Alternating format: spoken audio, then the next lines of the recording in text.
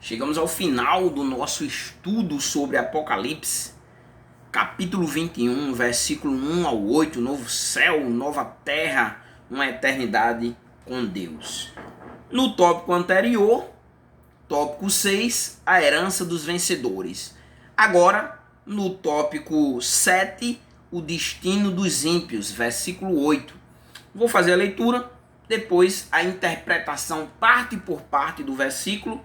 No final, fazer mais duas aplicações no texto como um todo, do verso 1 até o verso 8, terão sido feitas 14 aplicações. Vejam aí, 14 lições extraídas desse texto para a sua vida. O que esse texto aqui tem a ver com você? E aí, o que eu posso trazer para o meu cotidiano, para o meu dia a dia, se tornar um cristão melhor? Fica aí e já já a gente vai fazer mais essas duas aplicações e finalizar o nosso texto. Vamos ler aqui e depois expor o texto. O verso 8 diz assim: mas quanto aos covardes, incrédulos, abomináveis, homicidas, adúlteros, feiticeiros, idólatras e todos os mentirosos, a sua parte será no largo ardente de fogo e enxofre, que é a segunda morte. Segunda morte? O que isso quer dizer? Vamos descobrir já já. Então vamos começar a exposição. Vamos analisar aqui todo o versículo. Vamos começar aqui logo pelo começo do verso, que diz assim: mas quanto aos, né? Aqui nós vamos fazer aqui, você vai ver que vai existir um contraste com os vencedores do versículo anterior, porque no versículo 7 diz: aquele que vencer, e aqui já vamos para outro ponto, né? Aqueles que vencer, os vencedores, e agora, né, ele vai descrever os ímpios e as consequências para com os ímpios. Então vai haver um contraste entre os vencedores e os fiéis e os infiéis, poderemos dizer assim, né? Os fiéis vão herdar o novo céu e a nova terra, a nova criação, né? E os ímpios, aqui no caso desse tópico, o tópico 8, o destino dos ímpios, vão enfrentar a exclusão e o juízo, né? E aí, na sequência, você vai ver que o texto nos traz a lista dos que ficarão de fora, dos que não vão herdar, né, todas essas coisas, o novo céu, a nova terra, que é o que nós vimos no tópico anterior, né, que não vão participar da eternidade, vão ter uma eternidade, mas uma eternidade sem Deus, diferente daqueles que terão uma eternidade com Deus, versículos 6 e 7. Então vamos lá, aqui tem uma lista, e a gente vai explorar cada um desses pontos aqui dessa lista, né? Uma lista nos trazem 8 pontos: covardes, incrédulos, abomináveis, homicidas, adúlteros, feiticeiros, idólatras e os mentirosos. Essa é a lista que compõe aqui os ímpios e aqueles que passarão uma eternidade com Deus. Então vamos aprofundar aqui, né? E nós vamos ver que cada grupo aqui vai representar atitudes, tanto atitudes como estilo de vida, né? E diretamente os que rejeitaram a santidade de Deus. O texto começa logo aqui, o primeiro ponto, né? Aqui, né? Esse grupo, né? De comportamentos, de vivências, né? Aqui o primeiro é os covardes. E aí os covardes aqui são os que negam a fé, aqueles que negam a fé por medo, né, ou mesmo vergonha, né, e com isso não perseveram diante da oposição. Então os covardes, né, aqueles que negam a fé, né, por medo ou mesmo vergonha. Depois, na sequência do grupo, né, mas quanto aos covardes, os incrédulos, né, que são aqueles que rejeitam a fé em Cristo. Eles rejeitam a fé em Cristo, né? E vive sem confiança no Evangelho, né? Vive a vida ali rejeitando, né, o sacrifício de Cristo na cruz do Calvário. Os incrédulos, né, que rejeitam a fé em Cristo. Na sequência, o texto diz, né, abomináveis, né? No caso, são aqueles que praticam atos repulsivos, né? Moralmente corruptos, poderemos dizer assim, né? Esses abomináveis, né? Também ficarão de fora. E na sequência, homicidas, né? Ou violadores da vida humana, né? Que é aqui esse ponto aqui, os homicidas são símbolo direto da ausência de amor, né? E aí tiram a vida, matam, né? Tiram a vida do próximo. E nós vemos muito hoje no cotidiano brasileiro. Depois, o texto nos traz os adúlteros, né? Aqueles que quebram a aliança conjugal ou mesmo a aliança espiritual, se prostituem com outros deuses ou outras formas para complementar a sua religiosidade ou sua fé, né? Não deixando Cristo como centro de sua vida, mas sendo cristão e ao mesmo tempo professando um outro tipo de fé, né? Tendo dois senhores, poderíamos dizer assim, né? E aí no caso aqui, os adúlteros, né? Aqui a impureza traz também a ideia da impureza sexual, né? Aqui quebra a aliança matrimonial do homem deixar o seu pai ou sua mãe e se unir à sua esposa, tornando-se assim uma só carne. Na sequência, o texto traz os feiticeiros, né? Aqueles que são envolvidos com práticas ocultas de ocultismo, né? E mesmo manipulação espiritual, né? Manipulação espiritual ali, os feiticeiros, né? Contemporâneo. E dentro do cristianismo hoje nós temos vários feiticeiros também, né? Com práticas ocultas naquilo que não, o evangelho, que a Bíblia não diz, eles colocam lá para os seus próprios interesses. Na sequência, os idólatras, né, que são aqueles que substituem Deus por outros deuses, né? E também, ou pode ser também substituir Deus por prioridades mundanas, pelo mundo, pelo que o mundo pode propiciar. E aí, o último, que é os mentirosos, né? Que são aqueles que vivem tanto na falsidade, como vivem no engano, como vivem na hipocrisia, né? E aí vem a sentença. Na sequência vem a sentença. Primeiro ele faz o contraste com o verso 6 e 7, principalmente com o versículo 7, né? Aqueles que herdarão essas coisas.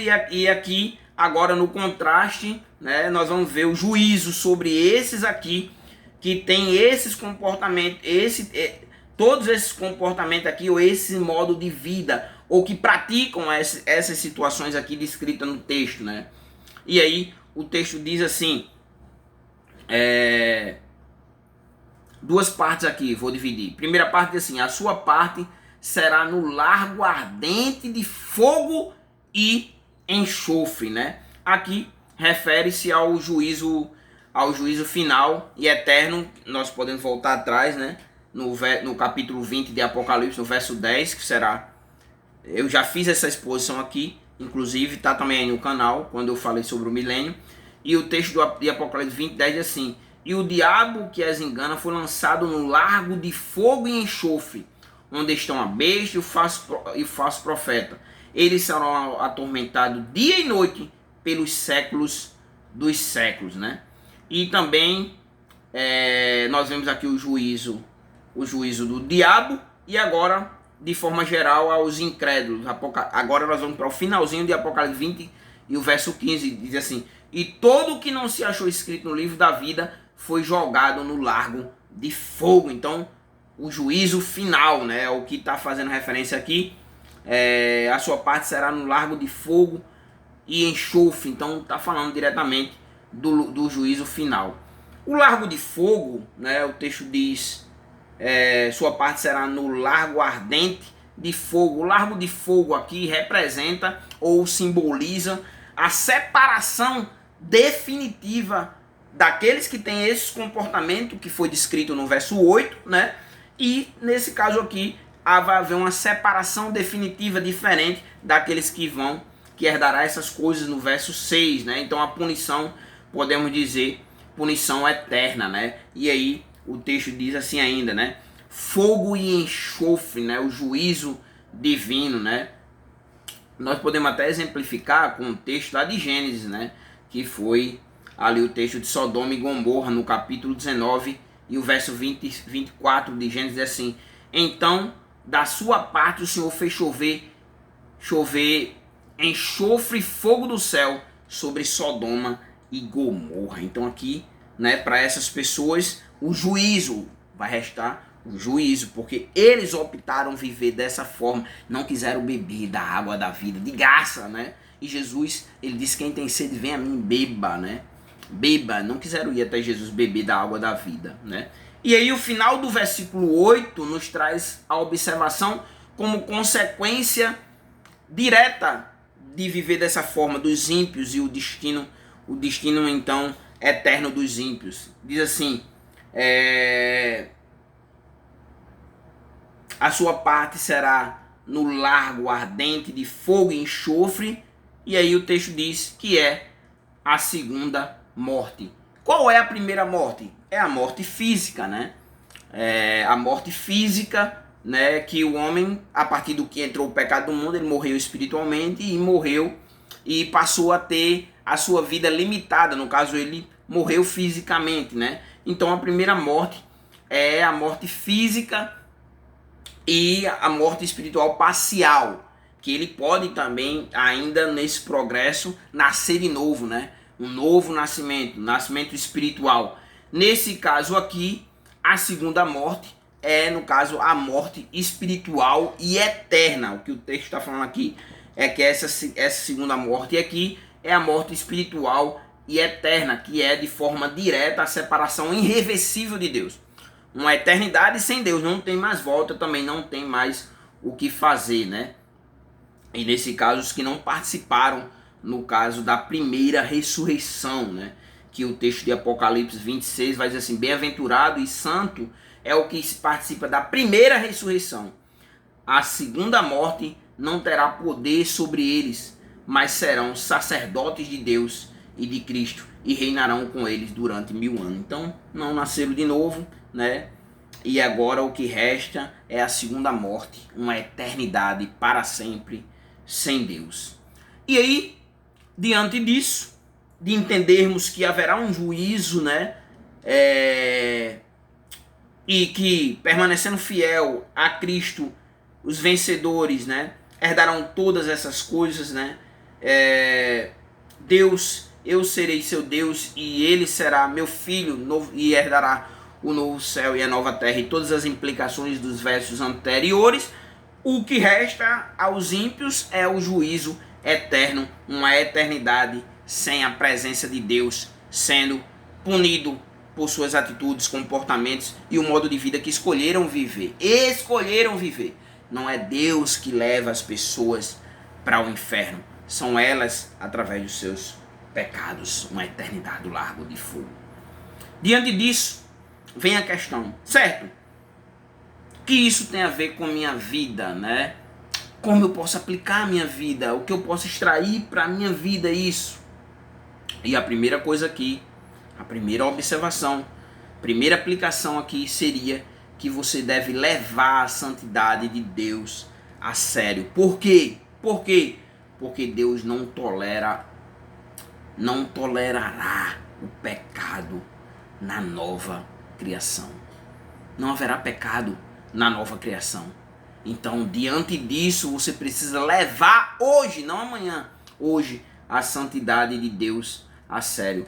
Em 1 Pedro, no capítulo 1, versículo 15 e 16, diz assim: mas como é santo aquele que vos chamou, observe, aquele que chamou você, ele é santo. Sua obrigação: sede vós também santos em toda a vossa maneira de viver. Todo o seu comportamento tem que ser um comportamento voltado para a santidade, porque aquele que te chamou é santo, porque está escrito: sede santo, porque eu sou santo.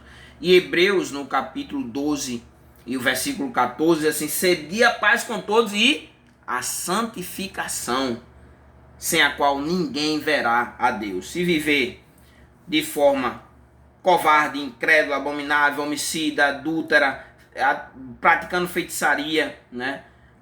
Idólatra, mentiroso, não é santidade. Então o que Deus requer de você, porque Ele é santo, que você viva uma vida de santidade. E aí vem a questão para a sua vida, né? Você precisa fazer um exame da sua vida À luz de quê? Como é que eu vejo se eu estou bem com Deus ou não? Não é através do que ninguém diz, mas é através da palavra de Deus, é através da Bíblia. Meus comportamentos estão de acordo com as Escrituras ou eu estou bem distante das Escrituras? Então examine sua vida à luz da Bíblia, né? E aí questione se há áreas na sua vida que precisa de arrependimento, se há áreas na sua vida que precisa de transformação. Em Lamentações, no capítulo 3, versículo 40, examinemos e coloquemos à prova os nossos caminhos e depois voltemos ao Senhor. Como é que está o seu comportamento? Como é que está a sua vida? Se você analisar um parâmetro, aquela balancinha lá que fica lá na frente do STF lá, como é que está? Pecado tá ganhando da santidade, ou a sua santidade está maior do que a sua vida pecaminosa? Estou agradando a Deus ou não estou agradando a Deus? Diante disso, em 2 Coríntios também, no capítulo 13, o versículo 5 diz: examine-se para ver se vocês estão na fé. Provem a si mesmo. Então examine, né? Você está na fé ou não está na fé? Está vivendo mais distante de Deus do que próximo a Deus? No Salmo 139, o versículo 23 e 24 diz assim: sonda-me, ó Deus, e conhece o meu coração. Vê se há em mim algum caminho mau e guia-me pelo caminho eterno. Então, se muitas vezes a sua vida está indo para longe de Deus, você não está conseguindo voltar, peça a Deus que traga você de volta. Examine as Escrituras. Como que eu fortaleço o meu espírito e mato a minha carne? Lendo as Escrituras, praticando uma vida de oração, né?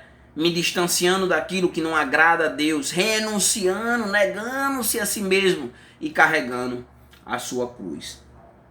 E aqui ainda cabe, né, sobre esse tópico, uma outra aplicação para a sua vida, né? Diante de saber que, poxa, lago de fogo ardente, enxofre, segunda morte, eu não quero ir. Então, diante disso, fuja das práticas que afastam você de Deus, né? Então não viva. Como é que eu fujo? Não vivendo então em rebelião contra Deus. Não se rebele, não viva uma vida rebelado contra Deus, né? Odiando a Deus, né? Brigando para fazer a vontade da sua própria natureza corrompida, mas se volte para Deus, né? Em Isaías, no capítulo 1, versículo 19, diz assim: se quiserdes e ouvides, comerei o bem desta terra. Se quiseres e ouvides, comerei o bem. Mas, se recusardes e fordes rebeldes, serei devorado à espada, porque a boca do Senhor disse, né? Então devemos ter cuidado, fugir, né, da segunda morte, viver uma vida que agrada a Deus, e Deus vai nos abençoar, né? vai nos agraciar com as suas bênçãos diretamente do céu.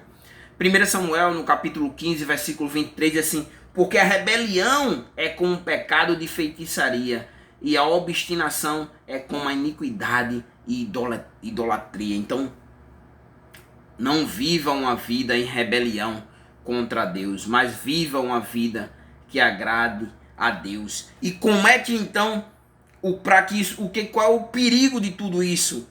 É as pessoas normalizar o pecado. Então não normalize o pecado. Se a Bíblia aqui está dizendo que isso aqui é pecado, não normalize. Não, mas o que importa é o amor. Não, o que importa é o que está escrito aqui. O texto diz isso. Um problema hoje das interpretações contemporâneas mas eu acho que aqui o amor, não sei o que, aqui é o que está escrito. Está escrito essas pessoas aqui, ó, que praticam ou vivem dessa forma, ou praticam, né, covardes, incrédulos, abomináveis, homicídios, adúlteros, feiticeiros, idólatras, mentirosos, serão lançados, né, no largo ardente de fogo e enxofre, que é a segunda morte. Então, você escolhe, a decisão é sua. Então não normalize o pecado como muitos têm feito isso hoje. Isaías, inclusive, no capítulo 5, versículo 20, diz: ai dos que ao mal chamam bem e ao bem mal, que fazem da escuridão luz e da luz escuridão, né? Que é o mundo que nós vivemos hoje, né? Ser bom hoje, fazer as coisas certas é errado, fazer o errado se torna certo, né? Nós estamos vendo isso muito bem na contemporaneidade brasileira, né? Se fazer o errado, você recebe bônus, né? Se você fizer o certo, você se torna o errado. E o apóstolo Paulo em Efésios, no capítulo 5, versículo 11, diz assim: não participei das obras infrutíferas das trevas, antes condenai-as. Então é isso que tem que fazer. O cristão tem que condenar. Ah, não, é o que está escrito. Ah, é fundamentalista, não importa, é o que está escrito. Está escrito é assim, então é assim que eu creio e pronto. Se você quiser, bem, se não quiser, não existe outro caminho. Só Jesus é o caminho. Não é Jesus mais, é o único caminho. E aí, né, o cristão também, ele precisa entender, você precisa entender, né, que o que o mundo ele tolera, Deus julga. Observe isso. O que o mundo ele tolera, por outro lado, Deus julga. Então fuja das práticas que o afastam de Deus, porque o que o mundo tolera, Deus julga. 1 João, no capítulo 2, versículo 15 ao 17, assim: não ameis o mundo, nem o que no mundo há. O mundo e a sua concupiscência passam, mas aqueles que fazem a vontade de Deus permanecem para sempre. E Tiago, capítulo 4, versículo 4, diz: quem quiser ser amigo do mundo, faz-se inimigo de Deus, né? Então, o que o mundo tolera, Deus julga. O que para o mundo é certo, se tiver em desacordo com a Bíblia, para Deus é errado e ele vai julgar. Efésios capítulo 5, versículo 6 e 7 diz: ninguém vos engane com palavras vãs. Poxa, isso aqui é profundo demais. Ninguém vos engane com palavras vãs. Hoje, dentro do cristianismo, infelizmente, as pessoas têm trazido para suas vidas oradores que alimentam as suas concupiscências, que dizem aquilo, teologia do coach, é aquilo que você quer ouvir. Não, é o que está escrito e ponto final. Então, ninguém vos engane, o que eu aposto, com palavras vãs, porque essas coisas vêm a ira de Deus sobre os filhos da desobediência. Veja aqui: sua parte será no largo ardente de fogo e enxofre, que é a segunda morte. Os filhos da desobediência. Portanto, não sejais participantes com ele, porque o que o mundo tolera, Deus ele vai julgar. Com isso nós chegamos ao fim do nosso estudo. Louvado seja Deus por isso. Apocalipse capítulo 21, verso 1 a 8, todo o texto foi exposto. Se você não é inscrito no canal, se inscreve no canal, aciona o sininho, porque a cada vídeo postado aqui no canal você vai ter acesso, cada vídeo novo. Deixe o seu comentário, deixe o seu like para que o YouTube ele compartilhe o vídeo para outras pessoas. Também compartilhe esse vídeo para outras pessoas que têm interesse em aprender um pouquinho sobre a palavra de Deus, sobre a Bíblia, sobre as Escrituras Sagradas. É isso, e vamos no próximo estudo ao juízo final, Apocalipse capítulo 20, versículo 11 até o versículo 15. Até o próximo estudo.